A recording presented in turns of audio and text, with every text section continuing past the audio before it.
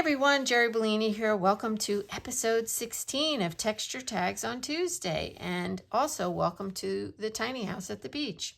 This is my first how-to video at the beach, and today it is pouring raining out, and you can't hear anything because I'm in the tiny house. I'm not in the sunroom.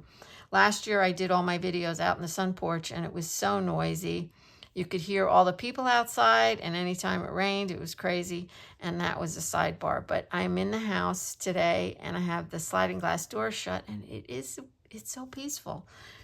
So I'm very happy.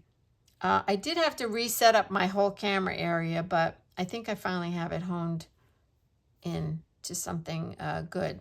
All right, now back to the texture tags. So this is going to be it's going to be a very simple technique. And I was thinking about that as I even said that sentence. A lot of our techniques are very simple. It's what you do with them. Okay, so I think there's so much potential for so many of our techniques in our artwork. And this particular technique, I am going to be doing a process video using it, and that will air on Friday. And I did mention when I first started my texture tags that every once in a while I would take a technique and I would do a project with it and share that video with you. So this is going to be one of them. And if you're wondering what that is going to be, it's going to be a hair wrap. Yes, so I'm really excited about it. And I hope you will be too. If you're interested in, I know a lot of you comment about, that I always have stuff in my hair. If you're interested in adding some, hair decor to your head, you'll really find this fun. I think it was super fun. I've already made the video. So what you're going to need is some t-shirt cloth. Now for the texture tag, I always like to use 2 layers of cloth to stitch on. So I do have a piece of cotton sheet. Back here you can use a piece of quilter's cotton, or you can use 2 layers of t-shirts, doesn't matter. But we do need to use t-shirt because we are going to use it in our project on Friday. So, and here's my tag. So, I always try to get it somewhat the size of the tag. So now I can set the tag aside. You're going to need a sewing needle and some embroidery floss. And I am using a Bowen needle, size 6, and 2 strands of embroidery floss. I really love the Bowen needles, but especially when I'm stitching on t-shirt cloth, I love them. And you're going to need scraps of t-shirts. And I have some scraps here. This is left over from the project that we'll be making on Friday. And so I'm going to use these. So when you cut your t-shirt, the t-shirts have a grain in them, okay? And you can see the lines. In this case, they're going like this. So just pretend that this was a t-shirt, and these are 2 sleeves and a neckline here. So the grain usually goes from the neckline down. So you want to cut your piece of cloth in that direction. And then these little strips, when you cut little scraps. Now, if you have a t-shirt yarn, and I'll put the video link in here, up in the window and down below for you. I have done a video on how to make t-shirt yarn. So if you have some of that, just grab that instead, or just cut little strips of t-shirt cloth. And remember, the grain's going this way. So I don't really like the edges to be straight. So I'm just making them a little ratty. I think we're going to go this way for this tag. And I'm going to cut this extra, and you can use like multiple colors. You can use whatever you want, but I don't want these to be straight. And I'm going to cut them into, I'm getting tangled here, into smaller pieces. And as I said, I just don't want the edges to be straight. Okay, and you're going to just lay them down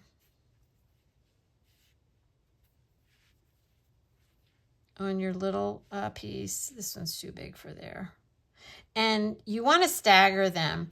So what I would suggest you do is just don't try to fill the whole thing up at once. Just lay down one piece and stitch it down. Now, you do have options here. You can just do a plain running stitch.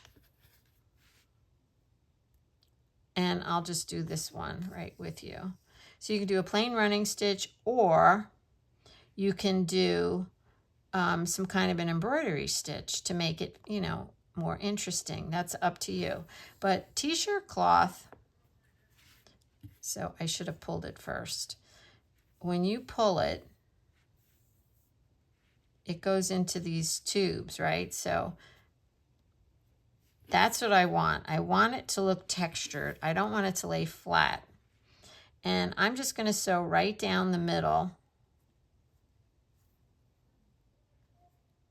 I hear some really noisy people right outside, so you might hear that. And okay, and let me get to the end of this. So I'm going to do a running stitch, but you don't have to do a running stitch on every one of these little pieces. You can do some decorative embroidery stitches, but I would not try to flatten this out. You want it to be somewhat roughly. So I'm just going to go to the back here, and I'm going to tie this off. So let me put on another piece, and I'm going to just chop the edges of this a little bit, and then I'm just going to cut a small piece.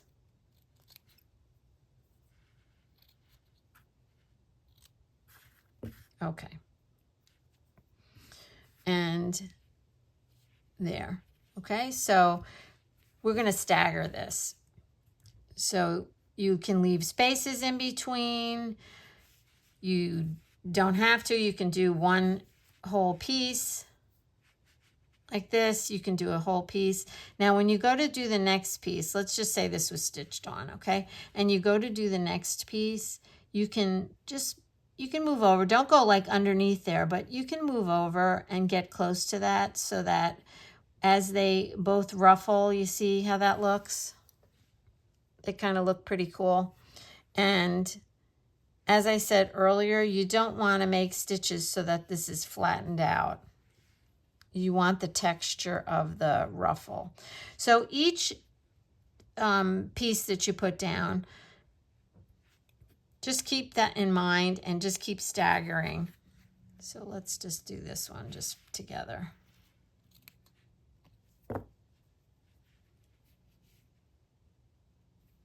Okay, here, let me do a couple of them so you get the idea. You can sew these on the sewing machine too. But I mean, it's just a little tag, so it's so small, it really doesn't matter. Now, if you have, let me see if I have a piece. Let me show you something. So this is the end of my t-shirt. After I cut the hem off, the shirt starts to roll like that. This is amazing. So if you cut strips out of that and put that on there, it's just really, really cool. Okay, so that's all I'm gonna do is just keep putting these little pieces on, and it's going to look like this. Okay, I did this one last night. And it's just texture, and it's just, you go like that and you just kind of make it be a little weird, and it just, I love it. It's wonderful. And so the project that we're going to do on Friday, we're going to use this technique. So make a tag so you get the feeling of how this works, and you can absolutely sew it with your sewing machine or do it by hand. Okay, yikes, I have to say. I made this whole clip of showing you how I stitched these little pieces down with, you know, the different stitches there. And when I went to edit the video, it's just not there. So yeah, something happened and I never pressed record or something. So I just thought I'd come back and show you a few stitches if you're not familiar with embroidery. Well, this wouldn't really be the project to learn that on, but I'm going to show you anyway because I originally showed you in the video. So here, I have you zoomed in. You can see a few of the stitches that I did. And I just have 2 strands of embroidery floss here with my Bowen size 6 needle. And I'm just going to do a French knot. So this is just a little sample piece, right? So if you know how to do all this, then just fast forward to the next clip. So I'm going to go 1, 2, 3, 4, 5, because I only have 2 strands, so I want the knot to be a halfway decent size. Push the knot down, then put your finger on it, like that, and pull. So that's a French knot, and you'll see those are there. You can do more than 5. Let's do a lazy daisy. I enjoy stitching on t-shirt cloth, but I will tell you that it takes a little while to get comfortable with it. So just come up, you're going to put your string out of your way there like that, go back down in that same hole or right next to where you came out of, and then put your needle up, wrap your thread right like that.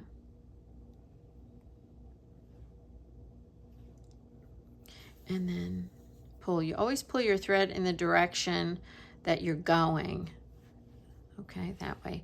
And then now if you just want to make like a lazy daisy flower like I did over there, you would just anchor that right there on the other side of that loop. But if you want to continue like in here and make more lazy daisy, like a row of them, you're going to go back into the loop, which seems like you are doing the wrong thing. You go back into the loop up at the top, right next to where you came out, and then wrap your thread around. Okay, and you just keep doing that. If you want to just keep going, you just go back in, come back up, wrap your thread around, and pull in the direction that you're going. Now when you want to end it, you just go on the other side of the loop, just go down on the other side of the loop. That's it. Okay, so that's those 2 stitches, the French knot and that, and I think the rest of them are pretty self-explanatory. This I just stitched sideways, you know, just a little slant, and this is like my version of the seed stitch. I didn't want to go all over everything because remember I told you I don't want this to be flat. Running stitch. And there was another one. Yeah, this one. This one, I love this one. I did a big running stitch in there. So you see the stitches are big. Okay, let's go on to the next clip. All right, here we go. This is episode 16. Today's date is May 6, 2025. And I did a little embroidered lazy daisy flower and a little X and O, little hugs and kisses, and some French knots, some lazy daisy straight. I did some little slanted stitches, little seed stitching, and this was the bottom of the t-shirt and where it rolled up. And I just did big running stitches in there. And what's in there? Just a running stitch. And yeah, it was real cute. And on the back, it says t-shirt strips. I really didn't know what to call it. Supplies, t-shirt scraps, cut into 1/4 inch to 3/4 inch strips, stitched down with a sewing machine or hand stitch. Use embroidery stitches, French knots. Useful for a hair wrap, because that's what I'm going to show you on Friday. You can make journal covers, pillows, purses, and goodness knows what else. I can't wait to hear what you're going to do with this. So it was super fun and very relaxing to do if you're stitching it, slow stitching it. But it was also really fun to do on the sewing machine. as well. So what am I going to say now, right? I'm going to say goodbye, and thank you so much for watching. And just remember to keep moving. Just play. No rules ever. It's all about the process. And find something to be grateful for each and every day. I'm always grateful for you. I'm always grateful for all the ideas that I'm blessed with to share with you. And I hope you enjoy this video. I hope you did enjoy it. And I look forward to seeing what you create. And I will see you again on Friday with our hair wrap. Bye for now.